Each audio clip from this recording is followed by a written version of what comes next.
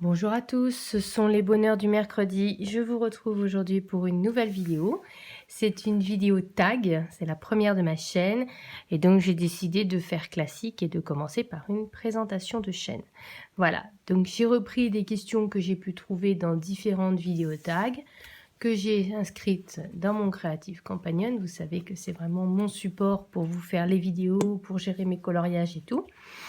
Donc, si vous voulez, d'ailleurs, n'hésitez pas à me dire en commentaire si vous voulez que je vous fasse une sorte de update de comment évolue ma présentation, enfin mon organisation dans ce carnet. Voilà, vous savez que l'an prochain, je changerai de support, mais en tout cas, l'organisation que j'ai mise en place existera toujours en fait. Voilà, c'est vraiment un super support, c'est juste que j'ai besoin d'un peu plus de modularité. Voilà, mais si vous voulez que je vous montre...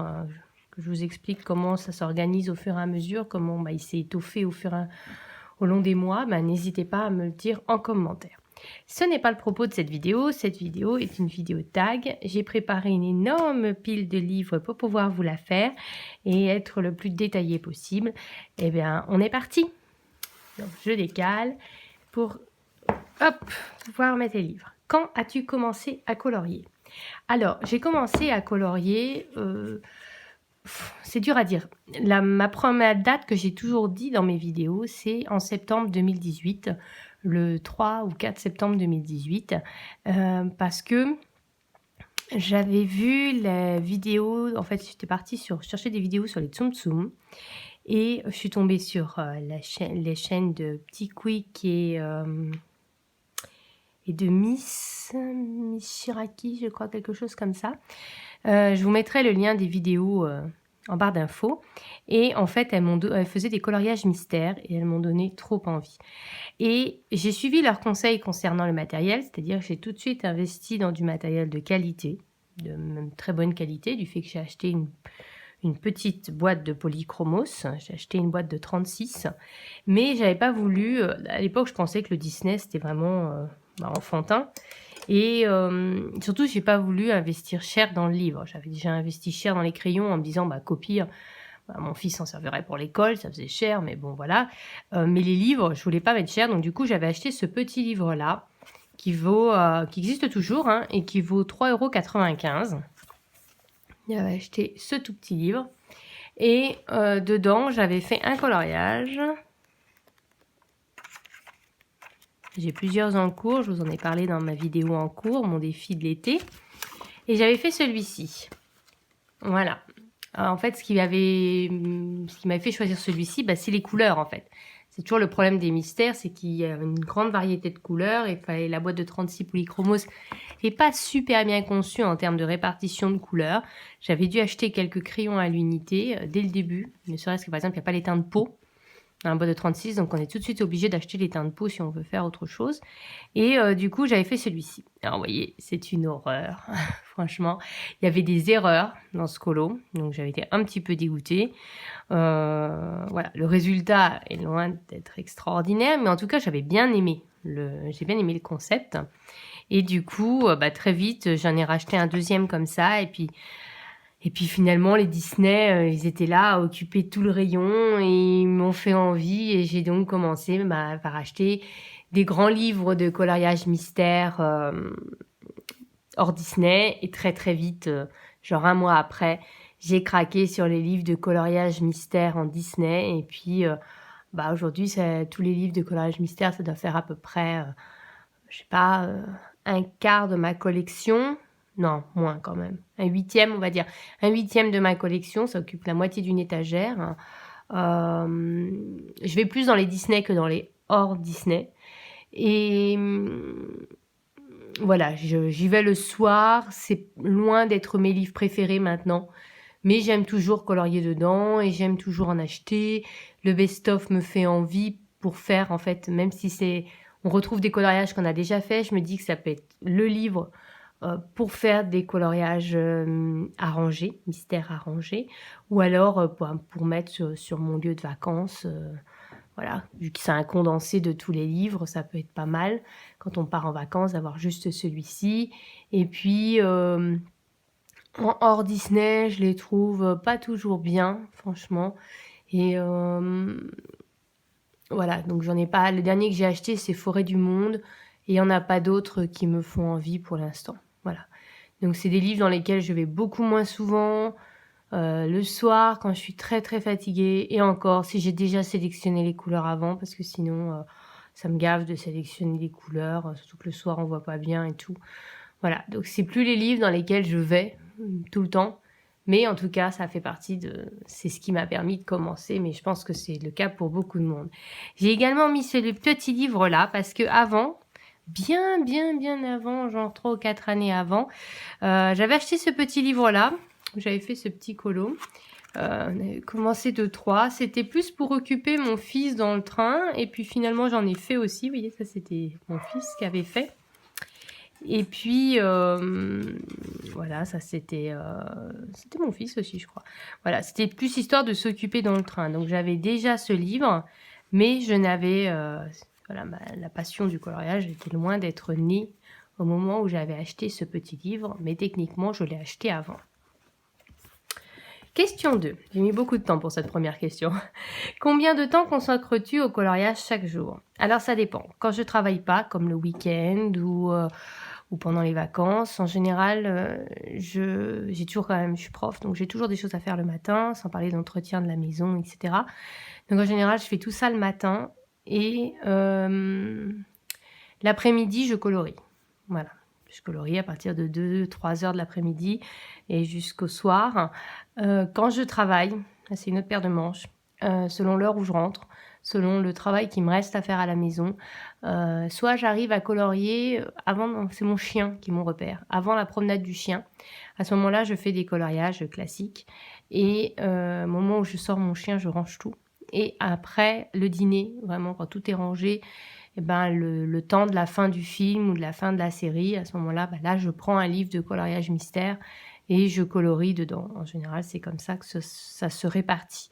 Voilà, avant le chien, les coloriages classiques, après le chien, les coloriages mystères. J'ai trouvé ce système-là d'abord pour continuer à aller dans les livres de coloriage mystère. Et puis souvent, je rentre directement du boulot, je sors le chien, donc en fait c'est directement coloriage mystère parce que je suis fatiguée et que j'ai pas le courage de faire un coloriage classique. Voilà.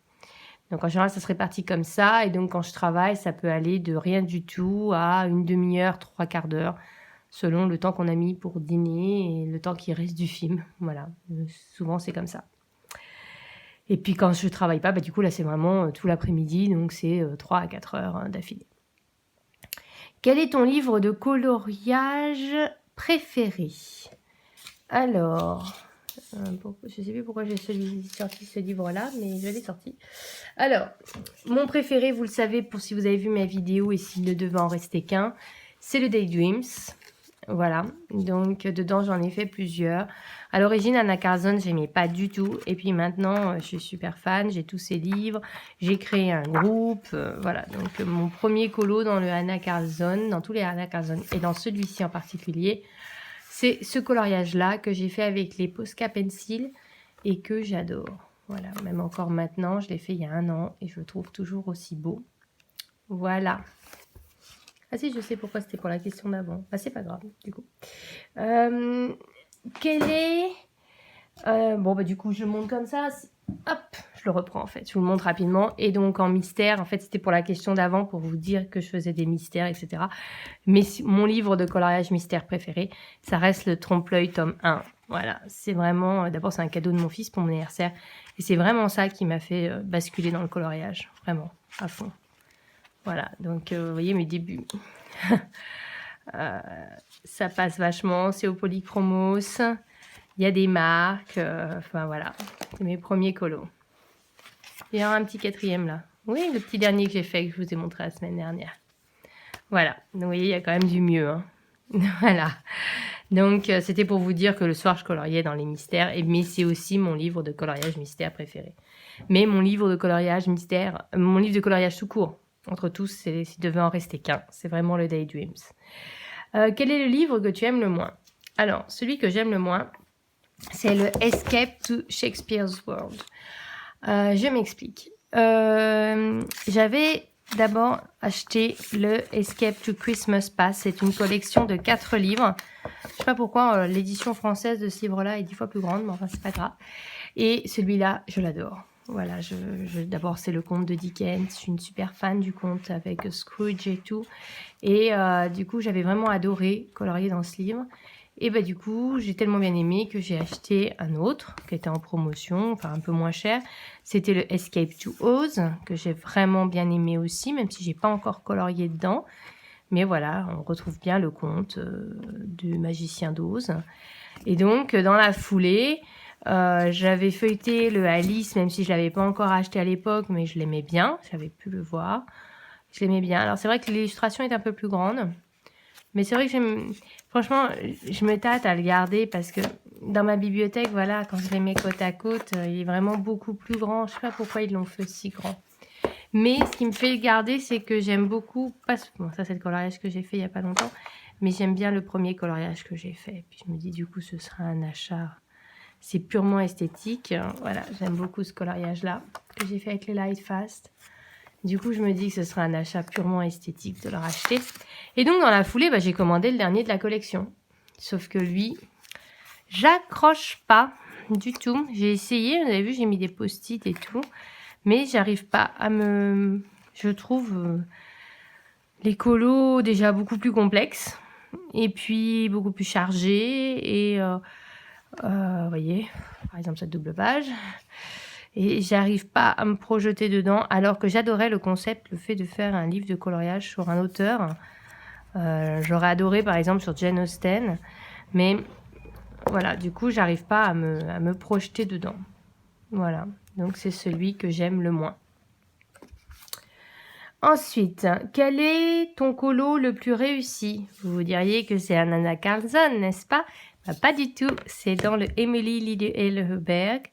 Le Sagor Sagner, qui est un livre un peu difficile à trouver maintenant, mais que moi j'avais tout simplement commandé sur Printworks. Et le colo que j'aime le plus, c'est celui-ci.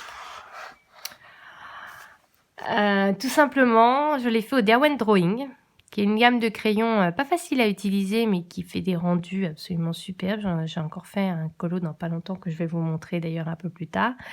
Et j'ai adoré l'effet que j'ai fait sur l'eau. J'essaie de vous zoomer.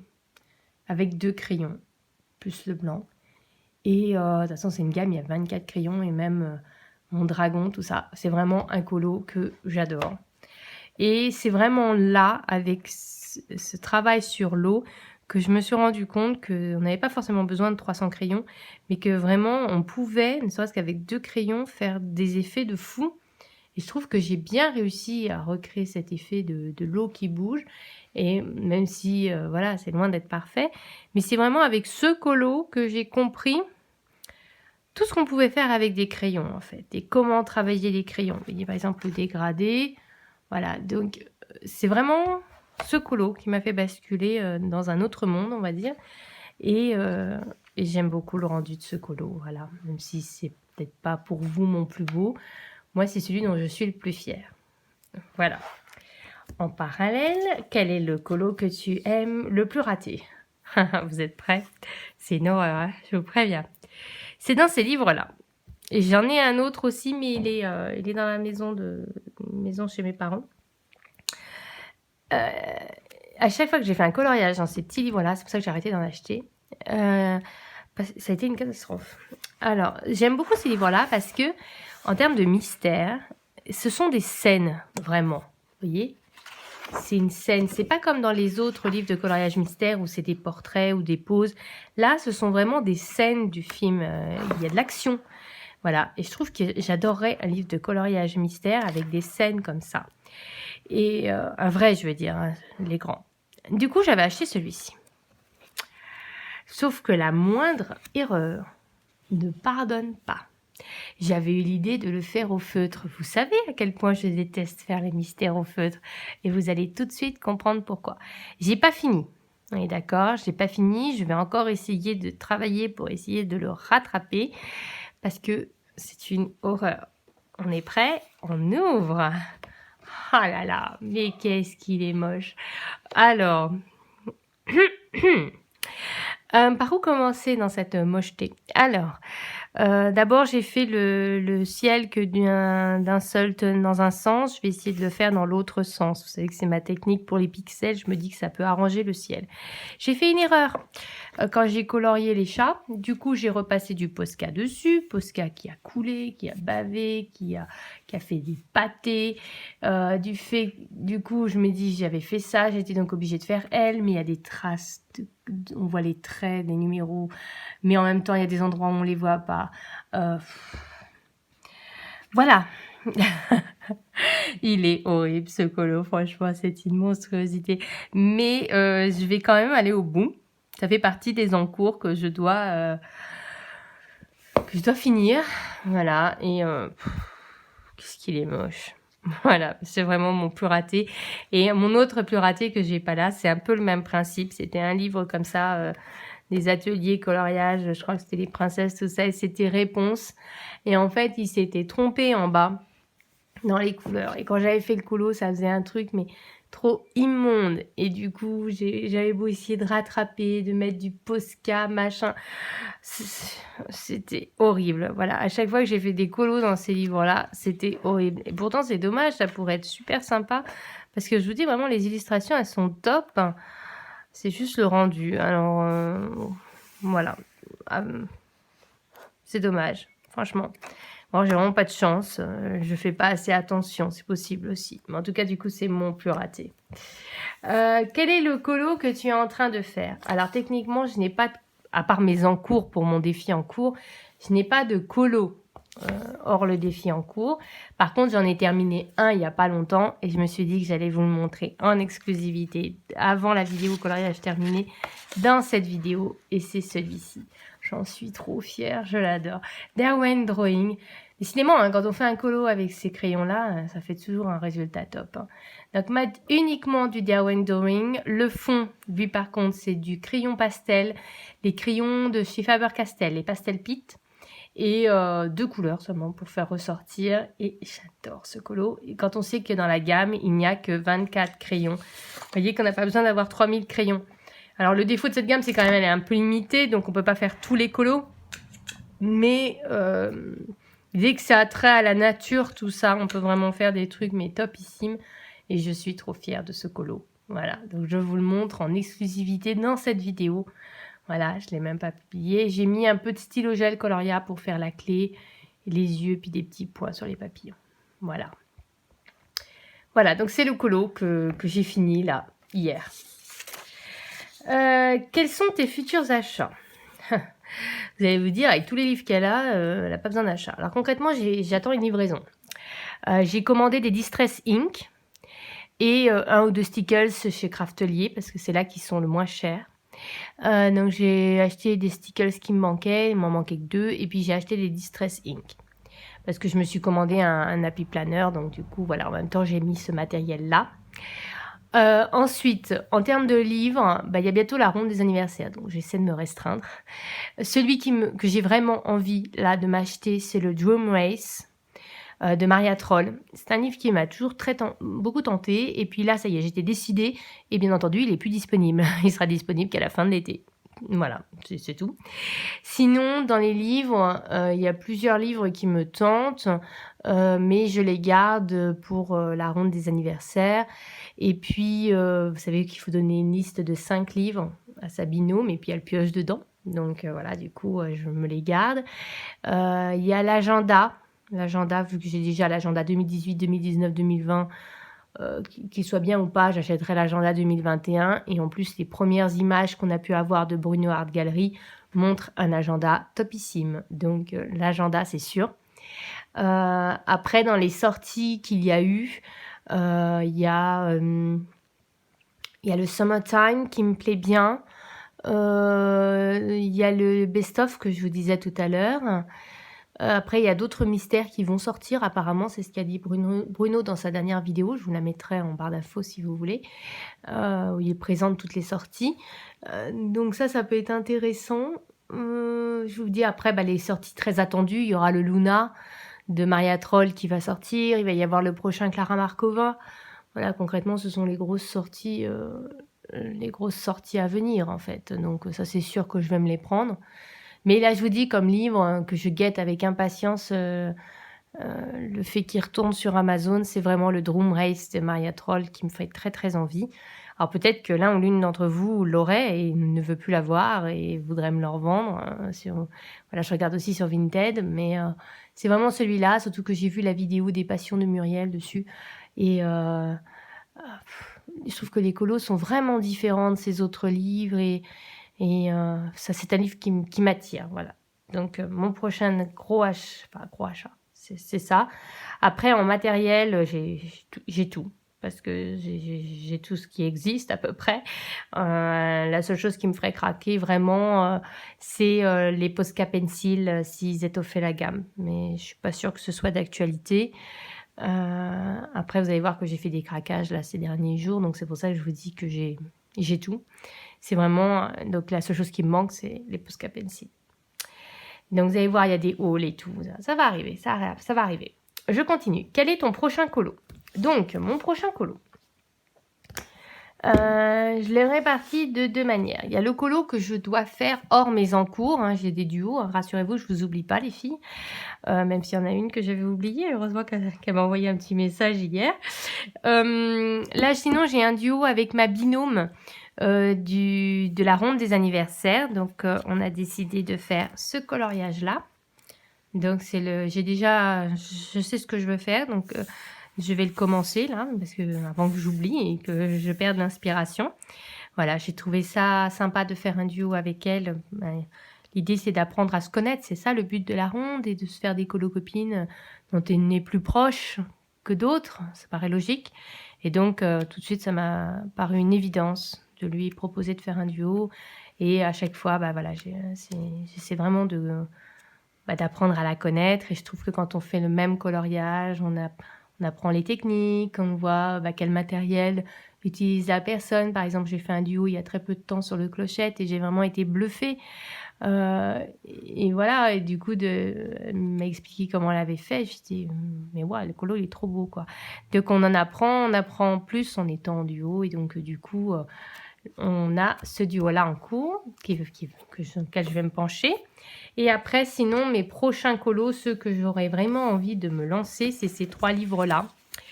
Le nouveau Anna Carzone, parce que c'est le nouveau Anna Carzone que je l'ai acheté et que il faudrait l'entamer. Voilà, il est vraiment plus petit, c'est perturbant. Voilà, beaucoup de portraits, mais pas que. C'est vraiment un livre très sympa. Moi, je l'ai acheté l'édition suédoise parce que je voulais la mise en page d'origine de l'illustratrice. Le Soulmates, qui est un livre qui me fait peur. Vous voyez, à chaque fois, je mets des post-it régulièrement et tout. Mais on est obligé de faire la double page. Et vous savez que les doubles pages, c'est pas mon truc. Et voilà, il y a de très belles illustrations. Mais je n'ai pas encore osé me lancer. Et j'aimerais bien me lancer dedans. Voilà, parce que je me dis, une fois que je l'aurai entamé, voilà, je serai lancée. Mais du coup, je me dis peut-être de choisir un colo que j'aime vraiment pas. Comme ça, s'il est raté, c'est pas grave. C'est ce que j'ai fait avec les Clara Markova. Et puis maintenant, vous voyez, j'y vais assez régulièrement. Et puis, il y a ce livre-là que j'ai acheté, dont je vous avais déjà parlé, qui est un grand livre carré sur les mandalas sorcières et que j'aimerais bien entamer. Voilà, que je n'ai toujours pas commencé, alors que je trouve que c'est un très beau livre. Et donc, j'aimerais bien oser me lancer dedans. Cite 5 illustrateurs indispensables à tes yeux. Alors, ça a été dur de choisir. À un moment, j'ai mis Kirby Rosanne et puis je l'ai enlevé parce que c'est pas indispensable, c'est particulièrement compliqué et tout. Je vois pas ça comme quelqu'un d'indispensable. Là, la première que je vais vous présenter, pour moi, n'est pas une indispensable, mais c'est une illustratrice qui m'attire de plus en plus. Donc, elle devient indispensable à mes yeux. C'est Molly Harrison. Ces livres coûtent une blinde. C'est 10 € le petit fascicule, là, comme ça. Elle a sorti une sorte de best-of avec 100 coloriages pour 15 €. Donc, si vous n'avez pas de ces livres que vous voulez acheter, je vous conseille plutôt d'acheter celui-ci. Moi, j'en ai déjà 3-4. Alors, je me dis, c'est quasiment impossible à revendre. Au prix où je les ai payés, c'est impossible. Et donc, du coup, je serais perdante. Et puis finalement, je me dis, bah, le petit livre, peut-être qu'un jour j'arriverai à en terminer un. Mais aujourd'hui, je n'aurais pas ces livres, j'aurais directement acheté le gros livre, bien sûr. Donc, son univers, je vous dis, m'attire de plus en plus. Parce que quand on fait un gros colo, comme un Clara Markova ou un Johanna Basford, tout ça, eh ben, c'est agréable de se pencher sur des petits colos. Et finalement, il n'y a pas tant de livres que ça où il y a des petits colos. Quand on regarde la bibliothèque, franchement, les coloriages d'Eri, il y a beaucoup de détails. Les Kerby Rosan, on n'en parle même pas. Les Tomislav Tomik, ok, d'accord, j'ai tout dit. Voilà, c'est toujours... On a toujours des livres qui sont les Clara Markova ont de plus en plus de détails à chaque nouveau livre, c'est encore plus détaillé que celui d'avant. On a des dizaines de livres qui fourmillent de détails. Mais des fois, on a simplement envie d'un petit colo tout simple. Voilà, où on sait qu'on l'aura fini dans la journée, sans se prendre la tête. Et du coup, bah, quand j'ai commencé à rechercher, je suis sur Internet, parce que je sortais d'un énorme Basford. Après, avant, j'avais fait un Kerby Rosan, encore avant, un Tomislav Tomik. J'en ai marre des gros colos, j'ai plus envie. Puis j'avais pas envie de faire du Disney. On n'a pas toujours envie de faire du Disney. Et finalement, il n'y a que Disney en petit colo. Et du coup, j'ai commencé à chercher sur Internet. C'est là que je suis tombée sur Maya Vandenberg, dont je vais vous parler juste après. Et je suis retombée sur les Molly Harrison. Et je me suis dit, mais c'est vrai, j'ai les livres de Molly Harrison et je ne vais pas dedans. Je ne les ai pas tous, hein, j'en ai que 2 ou 3. Mais du coup, je trouve qu'on est obligé, on ne peut pas avoir... Bon, il y a certains qui sont un peu plus détaillés que d'autres, mais on ne peut pas avoir que des énormes colos qui mettent 1000 ans. C'est pas possible. Là, je ne vous ai pas pris le moins détaillé, c'est un de ces derniers. Et donc, c'est là qu'il y a le plus de détails. Mais malgré tout, ça reste rapidement faisable. Et les personnages sont trop mignons. Voilà, j'avais découvert ça sur la chaîne de Melissa Hart. J'avais juste acheté, puis je ne m'étais pas penchée dedans. Mais vous voyez, de plus en plus, j'ai très envie de me pencher dessus. Et de me dire, voilà, je viens de finir un Clara Markova, bah, je fais un petit... Voilà, j'ai fait un Disney, mais sinon, je fais un petit colo tout simple. Et je trouve que c'est aussi important d'avoir des livres, pas que des livres super détaillés et tout, mais aussi des livres tout simples, où on sait qu'en 2-3 heures, on aura fait le coloriage, que ça va faire un joli truc, sans trop se prendre la tête. Et je trouve que les coloriages de Molly Harrison sont parfaits pour ça. Voilà. Donc, il y en a plusieurs hein, dans les Whimsical World. Donc, elle a les illustrations classiques et puis elle a ces sortes de petites poupées. Et moi, j'ai trop craqué sur ces petites poupées qui sont trop mignonnes. Voilà, mais je vous conseille d'acheter le gros livre parce que dans les petits, il n'y a que 25 coloriages pour 10 €. C'est pas très rentable, on va dire. Après, dans les indispensables, donc comme je vous disais, je vais prendre celui-là d'abord. Il y a donc Maya Vandenberg, donc c'était dans le même principe. Je voulais des coloriages simples, sans prise de tête. Et je suis tombée sur cette illustratrice. J'ai acheté tous ces livres. Il n'y en a que 2 qui me manquent. Et j'ai fait... Donc je vais vous montrer... Je vous l'ai montré dans ma précédente vidéo. Je commence à être surchargée là. Ce coloriage-là pour la mission de Steffi Sweet Colors. Voilà, donc coloriage tout simple. Juste un monochrome de bleu. Vous avez vraiment des coloriages tout basiques. Et du coup, sans se prendre la tête. Petit colo tout simple.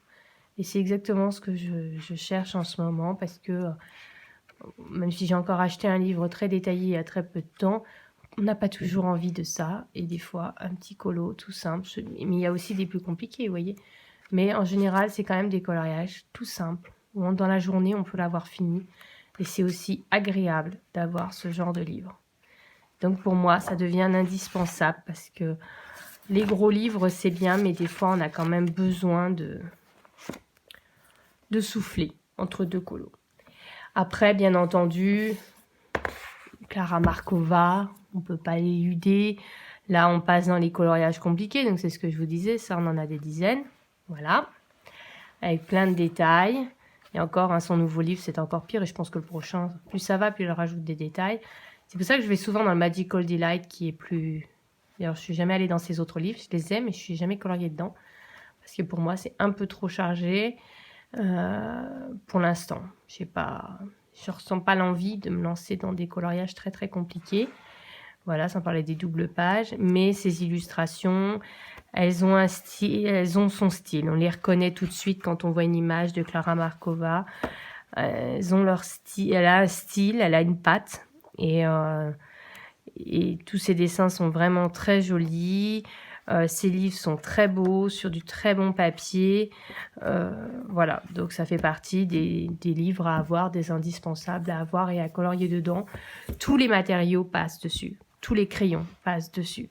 J'ai fait avec toutes les gammes que j'ai à peu près, et à chaque fois c'est super bien ressorti. Après on reste dans les classiques avec Maria Troll. Donc je vous ai pris celui-là avec ce petit colo là pour vous montrer. Donc là c'est des coloriages où il y a des effets, où c'est détaillé, voilà, donc il y a du travail, mais ce sont de très très belles illustrations. Les animaux sont tous mignons, il y a des coloriages plus simples, d'autres plus complexes, mais ce sont toujours de très très jolis dessins aussi. Et les livres comparés à Clara Markova juste avant tournent autour entre 10 et 15 €, donc c'est vraiment pas cher. Papier de très bonne qualité, même si moi j'ai pas les éditions Mus.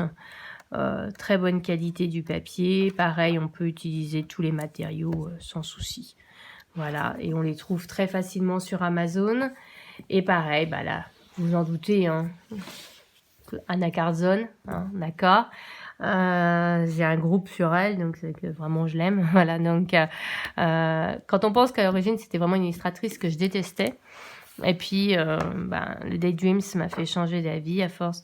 J'aimais pas à cause de ça, vous voyez, les chaînes, les piercings, tout ça. J'aime toujours pas, mais tous ces piercings, mais j'arrive à en faire abstraction maintenant. Mais en tout cas, ces animaux sont sublimes. C'est détaillé, mais il y a des coloriages très complexes, des portraits, et en même temps, il y en a des beaucoup plus accessibles. Dans celui-là, j'avais fait ce coloriage-là au Light Fast avec une palette de couleurs. Voilà, donc c'est de très très beaux livres. Hein. Tous ces livres sont très beaux. Voilà, donc je ne peux que vous conseiller. Hein, j'ai pris le premier qui m'est venu dans ma bibliothèque. Voilà, ce sont de très très beaux livres. Pareil, qui ne coûtent pas une fortune, qu'on trouve entre 10 et 15 €. Voilà, donc ça reste accessible, ça se trouve sur Amazon. J'ai pas l'édition Muse, mais l'édition Gibbs Smith est topissime aussi. Pas très cher, et voilà. Moi, j'aime beaucoup ces livres-là.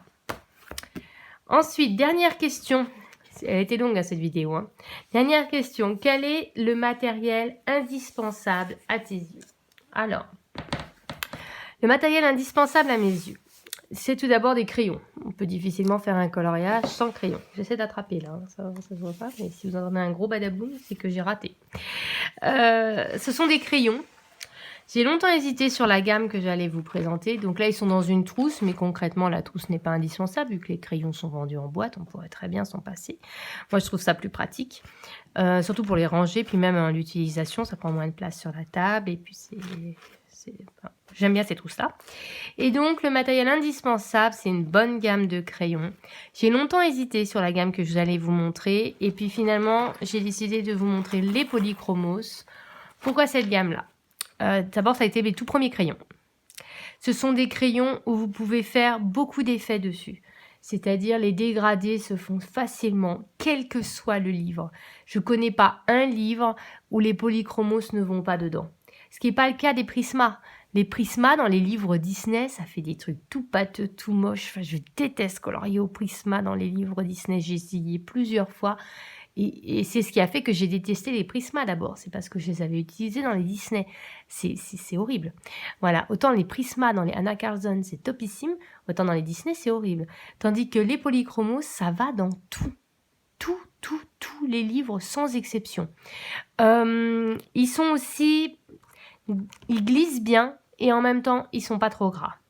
Donc, quand on a des zones avec des petits détails comme dans du Kirby Rosanne, et ben alors ces crayons sont topissimes parce que ça peut faire des petits détails, mais en même temps, ça accroche pas le papier, ça glisse bien, c'est donc très agréable.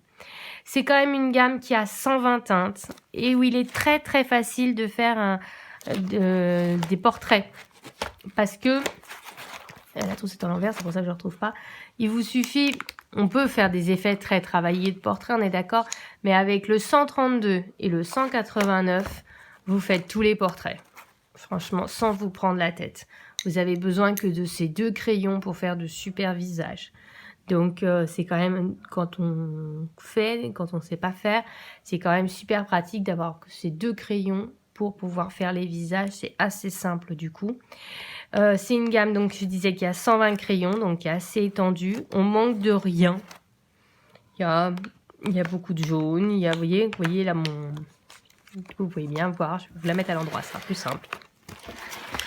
Il y a des jaunes, des oranges, des rouges, des roses, des violets. Vous voyez, c'est bon. Là, il y a beaucoup de ce violet-là. Ce violet-là n'existe pas dans la gamme de 120. C'est l'ancienne gamme. Donc, moi, j'en ai trouvé un lot. J'ai tout pris. Mais c'était des crayons qui n'existent plus. Voilà, on a beaucoup de bleu, beaucoup de vert, beaucoup de marron, beaucoup d'ocre, beaucoup de, voilà, de rouge, de gris. C'est vraiment une teinte où on a de tout. Voilà, on ne manque pas, on se dit pas, mince, j'ai pas assez de rose pour faire le colo, ah, j'ai pas assez de bleu pour faire le colo. Non, vous avez forcément suffisamment de teintes pour pouvoir faire le colo, quel que soit le type de colo. Pour les mystères, ils sont top aussi. Franchement, c'est assez rare quand j'utilise des polychromos que je sois obligée d'aller piocher dans une autre teinte pour trouver la bonne couleur.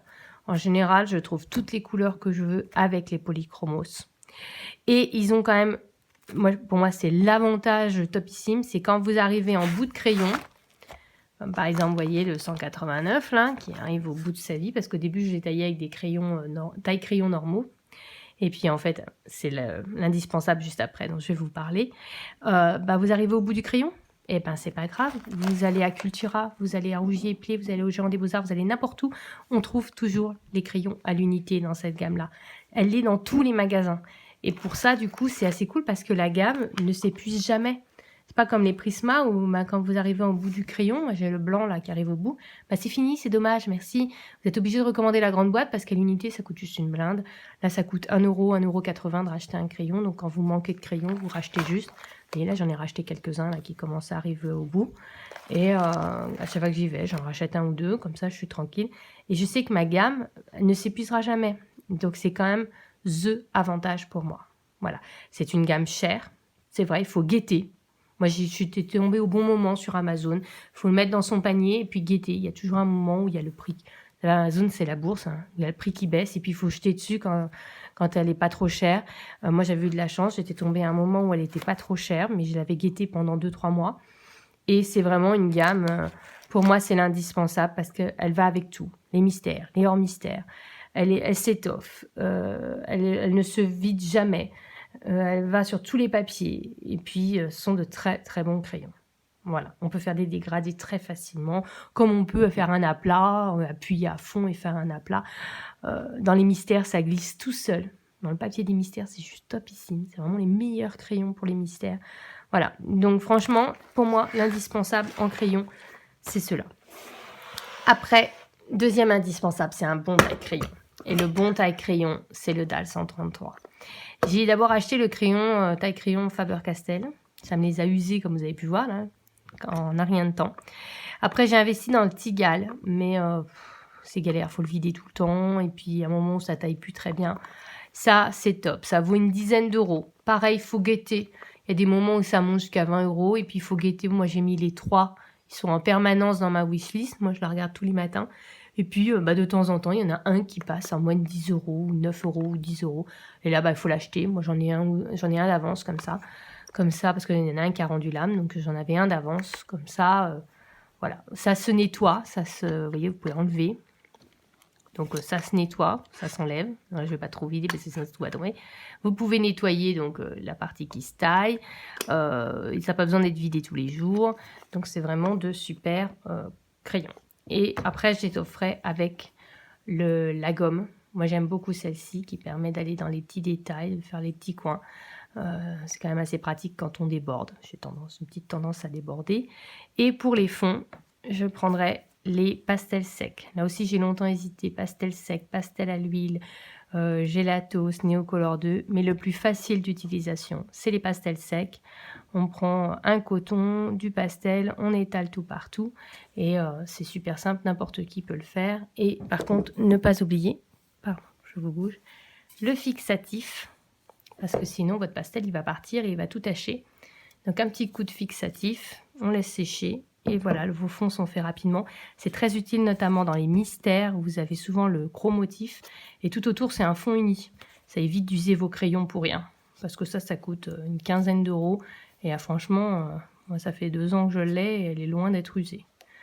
Voilà, j'ai répondu à toutes les questions du tag et donc j'espère que cette vidéo vous aura plu. Et puis on se retrouve très bientôt dans une prochaine vidéo et vive le coloriage!